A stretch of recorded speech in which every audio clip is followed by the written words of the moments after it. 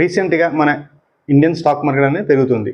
ఇలా పెరగడానికి కారణం ఏంటంటే, ఒకటి యుఎస్ఏ ఇరాన్ వార్ అనేది 60 days సీజ్ ఫైర్ జరిగింది.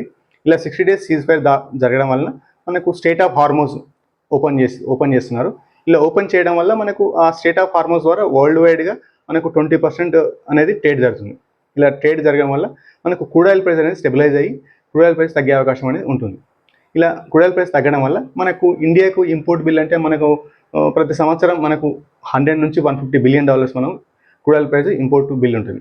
కాబట్టి ఒకవేళ $1 పెరిగిన ఒక బ్యారెల్కు దానివల్ల మనకు 100 నుంచి మనకు 15,000 నుంచి 16,000 crores వరకు మనకు బర్డెన్ అయ్యే అవకాశం అనేది ఉంటుంది. కాబట్టి మనకు క్రూడ్ ఆయిల్ ప్రైస్ తగ్గడం కూడా మన ఇండియన్ ఎకానమీకి ఒక మంచి అవకాశం. దీనివల్ల మనకు ఇంటర్నల్ డెవలప్మెంట్ కోసం మనకు చాలా వరకు క్యాష్ అనేది అవైలబుల్ ఉంటుంది.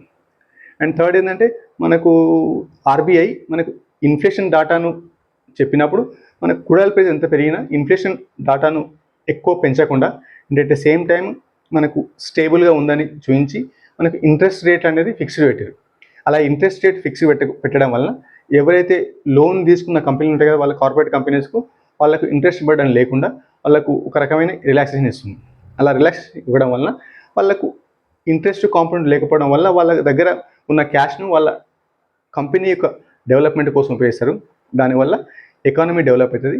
తద్వారా వాళ్ళకి ప్రాఫిట్లు వచ్చి దానివల్ల మనకు షేర్ మార్కెట్లో కంపెనీ లిస్ట్ అంటే దాని ప్రైస్ పెరుగుతుంది. అందువల్ల ప్రస్తుతం ఆర్బీఐ కూడా ఒక మంచి డిసిషన్ తీసుకొని ఇంట్రెస్ట్ రేట్ అనేది కాన్స్టెంట్ పెట్టారు. అందువల్ల ప్రస్తుతం మార్కెట్ అనేది పెరుగుతుంది ఫ్రెండ్స్.